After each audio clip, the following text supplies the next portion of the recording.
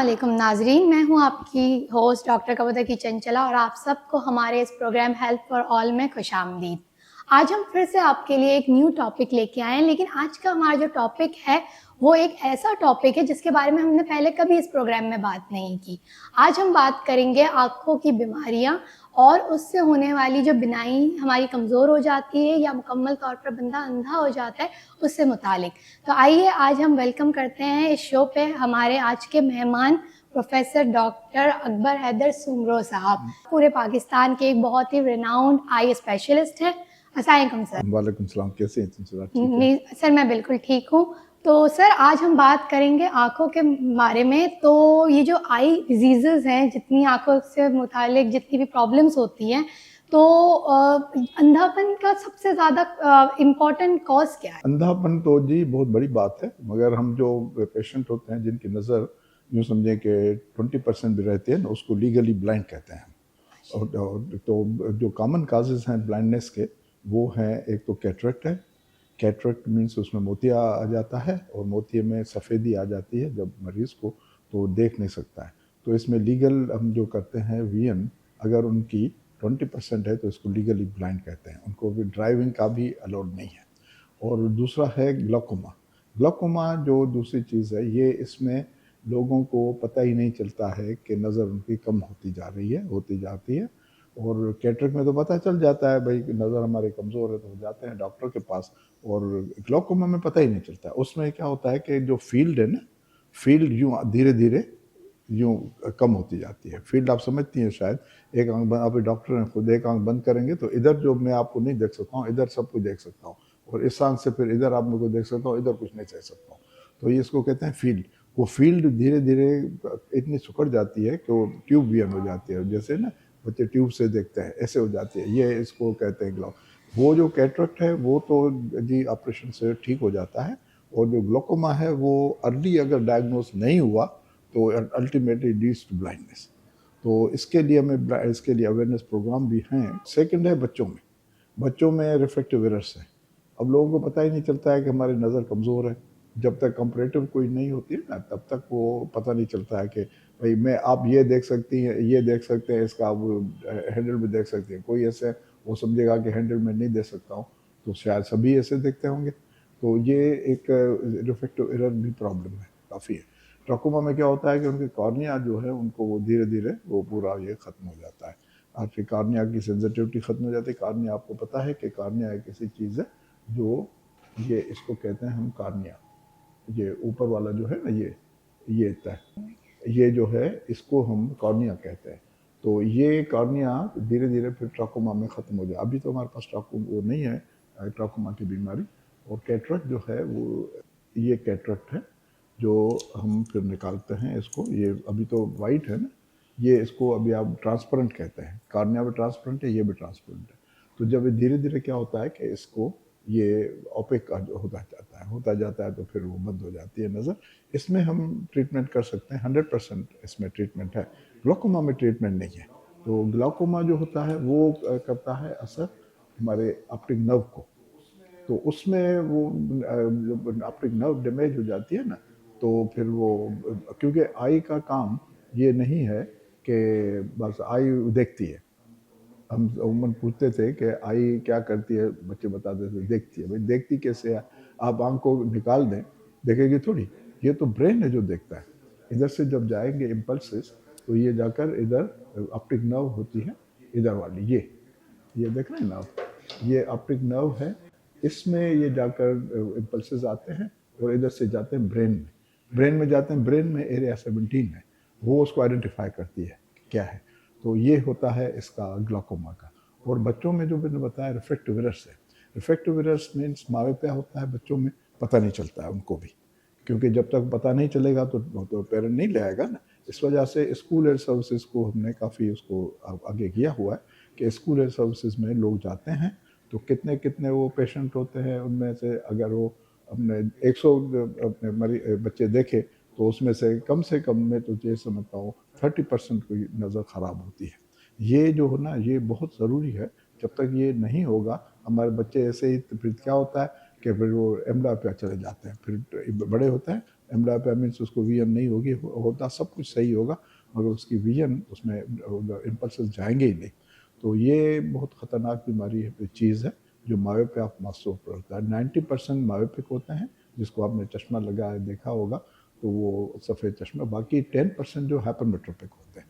तो हाइपरमेट्रोपिक जो हैं वो उसमें 10% है, तो उसकी भी ट्रीटमेंट है। तो इसके लिए हम ट्रीटमेंट देते हैं कि इसमें आप भाई वो कराएं, चश्मा लगवाएं सबसे पहले। अगर चश्मा नहीं लगा सकते, कोई ऐसे होते हैं 18 साल से ऊपर वाले बच्चे, उनको हम फिर लेजिक कहते हैं कि अब लेजिक करा लें अगर आप चश्मा उतरवाते हैं तो। बाकी कॉन्टैक्ट लेंस के लिए मैंने कभी किसी को रिकमेंड नहीं किया है, क्योंकि कॉन्टैक्ट लेंसेज के जो भी है वो फॉरेन बॉडी है ना, तो वो जब कॉर्निया में लगेगी तो कुछ ना कुछ उसमें प्रॉब्लम होती है।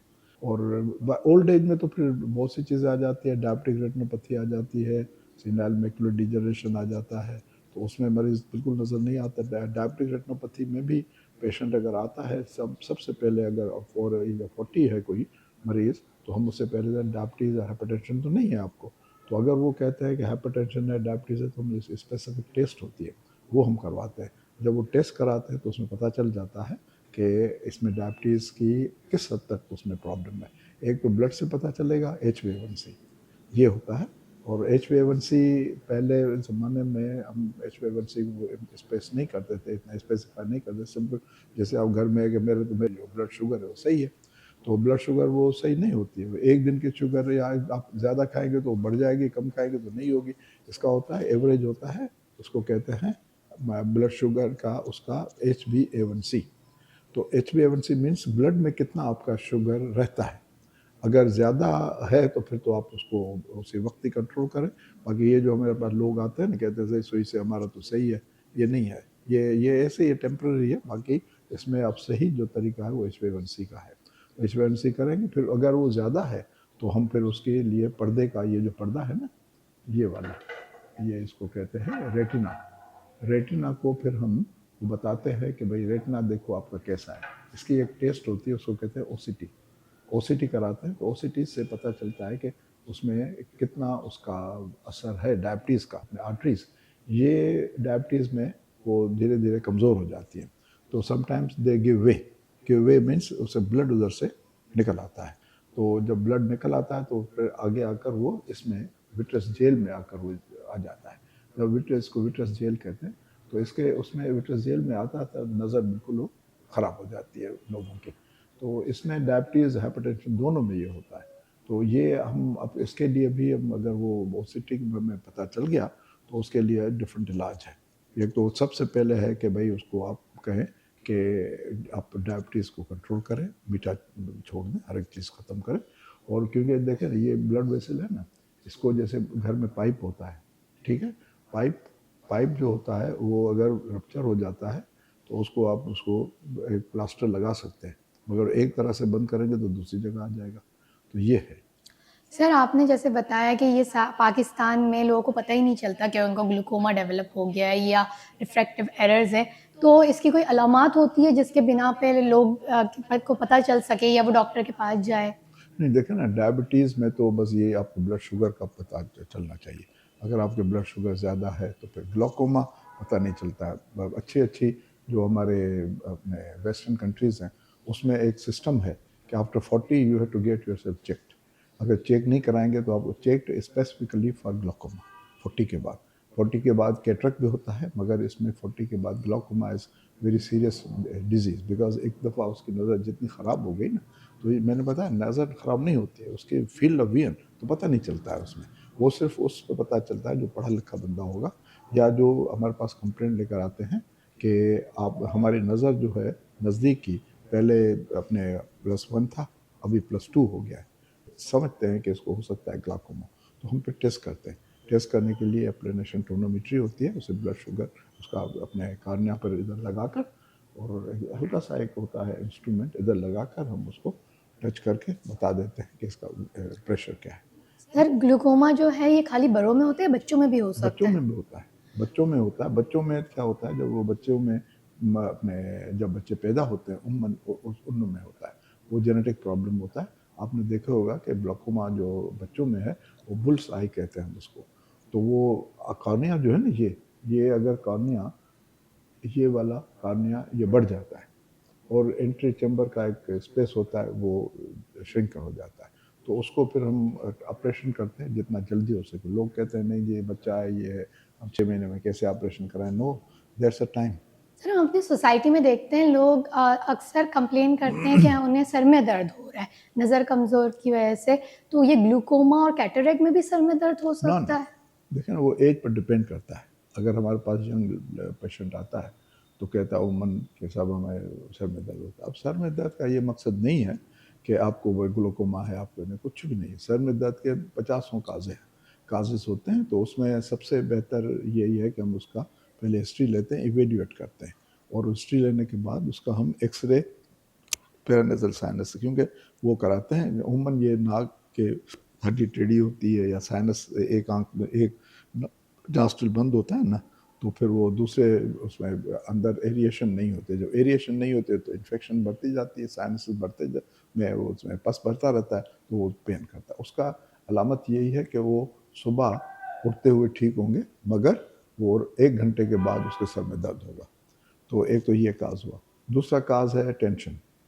टेंशन होता है, सर में दर्द होता है कि भाई अभी मुझे समझ नहीं आ रही है, सर में दर्द हो रहा है। तीसरा काज है ब्लड प्रेशर, कॉमन काजेज जो बता रहा हूँ, कॉमन काज। तो ये, और दूसरा नॉन स्पेसिफिक हेड एक होता है, इस पर कोई उसके कॉज ही नहीं पता चलता है कि क्यों है। तो ये 3-4 उसके एवेल्यूएट करते हैं, उसके बाद हम बताएंगे कि भाई इसके क्या ट्रीटमेंट है। उमूमन ये ठीक हो जाता है। सर कैटरेक्ट क्या किसी को मेरा आंखों में देखने से पता चल सकता है कि उसको कैटरेक्ट है या ग्लूकोमा है? क्योंकि एक जो मोतिया हम कहते हैं सिंपली कि कोई एक वाइट सी पन्नी आंखों के ऊपर आ जाती है, नहीं? नहीं, वो तो देखें ना, जब ये जो है ना ट्रांसपेरेंसी, ये ख़त्म हो जाती है। इसके डिफरेंट काजेज़ होते हैं, ये ट्रांसपेरेंट है ना, ये ख़त्म हो जाती है ट्रांसपेरेंसी। इसके डिफरेंट काजेज़ होते हैं। एक तो कॉमन काज जो है वो है एज रिलेटेड। जब उम्र बढ़ती, जैसे बाल सफ़ेद होते हैं ना, तो ये भी सफ़ेद होना शुरू हो जाता है। तो अब वो हर एक की अपनी अपनी मर्ज़ी होती है कि अगर कोई पेशेंट है, उसको अपने विजन 50% है, तो वो कहता है मैं काम नहीं कर सकता हूँ, तो हम कहते हैं फेंको करेंगे। अगर वो कहता है हम काम चला सकते हैं तो ठीक है। अब चलाने के लिए भी कॉम्प्लिकेशन हो सकती है। अगर छोड़ देंगे इसको, कैटरेक्ट को पूरे टाइम पर ना निकालेंगे, तो वो उसको फिर उसकी कैटरेक्ट फिर आगे जाकर ग्लाकोमा हो जाएगा। तो इस वजह से हम कहते हैं जितना जल्दी हो सके कैटरेक्ट को हम रिमूव करवा लें। सिंपल है, फेको करते हैं। फेको से तो मैं समझता हूँ 10 मिनट में पेशेंट ठीक हो जाता है।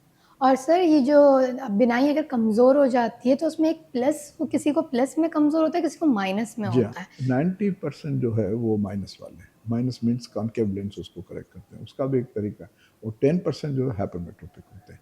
तो उनमें अब जैसे ये रे ऑफ लाइट है ना, इधर से गुजरता है, तो ये कारण, ये देखें ये लेंस है, ठीक है ना। इधर से जब गुजरेगा, पहले तो वो कार्निया से गुजरेगा, इधर से कार्निया से, कार्निया के बाद इस लेंस से गुजरेगा, और जब इधर जाएगा तो ये आपको पता है कि इधर पूरा फोकस नहीं होगा मायोपिया में, माइनस वाले लेंस में ये होगा आगे, फोकस इधर होगा, मगर हमारा रेटिना जो है इधर है। तो इस वजह से हम उनको कॉन्केव लेंसेज देते हैं, माइनस लेंसेज देते हैं। वो क्या करते हैं, रेस को डाइवर्ज करके इधर पहुंचाते हैं, इधर पहुंचाते तो उसकी विजन ठीक हो जाती है। दूसरा है हाइपरमेट्रोपिया, जो प्लस वाले। हाइपरमेट्रोपिया में हम लेंस जो है वो पीछे चला जाता है, रे जो फोकस पीछे होता है, तो उसको हम कॉन्वेक्स लेंस डालकर चश्मे में हम उसको देते हैं, तो वो कन्वर्ज करता है रेस को, इधर सेंटियन लेयर ऑफ रेटिना जो है अपनी इधर ही वो उसको फोकस करता है, वो फोकस ब्रेन के पास चले जाता है। ठीक। सर हमारे पास जदीद दौर में लेसिक्स कितनी टाइप्स की अवेलेबल है? लेजिक्स तो जी बहुत, पहले तो होते थे पीआर के होते थे। वो पीआर के इससे पहले रशियन टेक्नोलॉजी थी, उसमें वो कट लगाते थे कॉर्निया को। ये जो कॉर्निया है ना, इसको कट लगाते थे, तो कट लगाने के बाद सुखड़ जाता था, तो वो फोकस पूरे आ जाता था इसमें इसमें रेटिना में। उसके बाद फिर ये हमने लेजिक शुरू हुआ। लेजिक से हमने केसेस किए हैं, ये सिंपल है, और इसमें एक चीज़ है कि इसमें हम इसको थोड़ा सा शेड करते हैं, मतलब शेव करके थोड़ा इसको, ये जो है माइक्रोन से मिली माइक्रोन, इसको हल्का सा निकाल कर फिर हम इसको लेजिक लगाते हैं। कोई भी टार्च को अगर हो तो हम टार्च की तरह, वो एक बीम आता है, बीम लगता है, और बीम लगते लगते वो उसको ठीक हो जाता है। तो उसका मकसद यही है कि ये थोड़ा सा जो एलिवेटेड होता है ना, इसको हम उसको अपनी जगह पर ले आते हैं। तो इससे ये होगा लेज़िक। और दूसरा इसमें कट देते हैं, ये लोगों को अभी तक शायद यही है कि लेज़िक में कट नहीं देते, लेज़िक में कट देते, फेमटो में कट नहीं देते, फेमटो में कट नहीं देते, फेमटो में हम थ्रू रेज करते हैं। हालांकि femto is more advanced and ये थोड़ा एक्सपेंसिव भी है, इस वजह से लोग इतना अफोर्डेबिलिटी नहीं करते। सर हमारे आखिरी सवाल, हमारे पाकिस्तान में नंबर 1 कॉज क्या है अंधेपन की? अंधेपन की नंबर 1 जो काज है वो कैटरेक्ट। कैटरेक्ट है। वो मतलब treatable blindness, there are two things ना, treatable blindness and non treatable blindness. Non treatable glaucoma और कॉर्नियल अल्सर्स होते हैं, लोग गांव में काम करते हैं, हस्क लग गया, उसमें कुछ नहीं डाला, हनी डाल दी और इसमें अपने आप को वो समझे कि भाई हमने हनी डाली है, ठीक हनी हालांकि अच्छी चीज़ है, हाइग्रोस्कोपिक है, मगर इन्फेक्शन तो नहीं बता सकती ना वो एडिमा सक कर लेती है कॉर्निया का, मगर इन्फेक्शन को नहीं बता सकती है। चलिए ठीक है सर, आपका हमारे शो पे नहीं जी, आने का मुझे बहुत खुशी बहुत हुई बहुत शुक्रिया। आपसे मिला। और आज आपने बहुत अच्छी बातें नहीं हमें जी, जो बताई। कॉमन चीज़ें हैं, बहुत बहुत शुक्रिया आपका भी। सर उम्मीद करती हूँ हमारे नाजरीन को भी आँखों की बीमारियों के हवाले से काफ़ी नॉलेज मिल गई इसमें तो होगी। ये तो सिंपलेस्ट मैंने बताया है आपको, जी जी। Simplest way of explaining for, जैसे होते हैं ना कि एक लेमन के लिए ये मैंने बताया। तो नाजरीन, जैसे डॉक्टर साहब ने बताया, मोतिया देन ग्लूकोमा और आँखों की बिनाई के जो भी दूसरे प्रॉब्लम्स हैं, ये किसी भी इंसान को हो सकते हैं और 40 इयर्स के बाद बहुत ज़्यादा कॉमनली लोगों को होते हैं। तो आप 40 साल के बाद लाजमी अपने आँखों का चेकअप करवाएं, अपने करीबी आँखों के डॉक्टर के पास जाएं। और अगर आपकी फैमिली हिस्ट्री में किसी को ग्लूकोमा है तो आप मुसलसल 2 साल 3 साल में अपनी आँखों का चेकअप लाजमी करवाएं। और ये अगर हमें मोतियाँ हो जाता है तो उसका जल्द से जल्द किसी करीबी डॉक्टर के पास जाके इलाज करवाएं। और उसका जो सिंपल फैको, जिसे हम आम ज़बान में लोग लेज़र भी कह रहे होते हैं, जो कि लेज़र नहीं है, लेकिन उसके थ्रू आप अपने कैटरेक्ट का इलाज करवाएं ताकि हम अंधे होने से बच सकें। और अगर किसी को कोई और रिफ्रैक्टिव एरर है, आगे दूर की नज़र कमज़ोर है या करीब की नज़र कमज़ोर है, तो वो या तो चश्मा लगाएं या तो जो भी लेज़र के ऑपरेशन अवेलेबल है हमारे पास उसके थ्रू इलाज करवाएं, ताकि हम हमेशा अच्छी तरीके से सबको देख सकें और अपने आने वाले सारी चीज़ों, बच्चों को और फैमिली में सबकी आंखें बेहतर हो। और अगर आपको शुगर, ब्लड प्रेशर का मर्ज़ है तो प्लीज़ उसको कंट्रोल में रखें, क्योंकि इन दोनों की वजह से भी आपकी आंखें ख़राब हो सकती है। इसी सब के साथ मुझे और हमारे आज के इस मेहमान को इजाज़त दीजिए। आज के लिए बस इतना ही, शुक्रिया। और हमारे नीचे दिए हुए नंबर पे हमें राब्ता करके ज़रूर बताएं कि आपको हमारा आज का ये प्रोग्राम कैसा लगा। और मीडिया फोकस के चैनल को सब्सक्राइब करना मत भूलिएगा।